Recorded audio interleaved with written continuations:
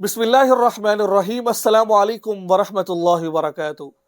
जो मर्द हजरात या औरतें बार बार अपना हाथ शर्मगाह को लगाती हैं, बार बार यानी कि शर्मगाह को हाथ लगा रही हैं, तो इस हाथ लगाने से कौन सी बीमारी उनको आ सकती है, यानी कौन सी बीमारी उनको लग सकती है, ठीक है, और इससे क्या नुकसानात हैं।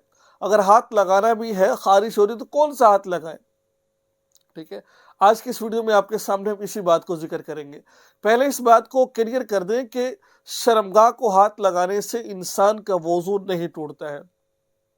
बहुत सारे लोगों के ज़हन में ये बात होती है कि भाई शर्मगाह को हाथ लगा दीजिए तो वजू टूट जाता है।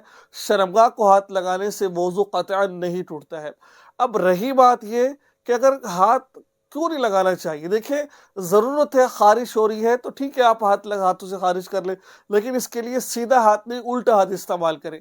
यानी कि बुजुर्गों ने लिखा है, मैं अपनी तरफ से ये बात नहीं कह रहा, कि जो बिला वजह बार बार शर्मगाह को हाथ लगाते हैं, बार बार उसको जोर से उसको छेड़खानी कर रहे होते हैं बगैर किसी वजह के, तो उनको सोजाक की बीमारी पैदा होती है। मैं नहीं कह रहा, बहुत बड़े आलिम दीन, उनसे मैंने सुना, और फिर फरमाने लगे कि जो बंदा बार बार शर्मगाह को हाथ लगा रहा होता है, उसकी मर्दानगी के अंदर भी कमजोरी आती है। अगर लगाना भी है तो सीधा नहीं उल्टा हाथ लगाना है, वो भी ज़रूरत के तहत लगाना है। ये नहीं कि हर वक्त आपका हाथ वहीं पर हो।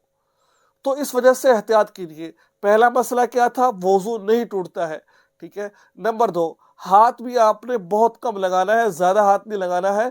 जैसे मैंने कहा, सोजाक की बीमारी पैदा हो जाती है, नंबर 1, और नंबर 2 जो बीमारी पैदा होती है वो मर्दाना कमज़ोरी कम हो जाती है।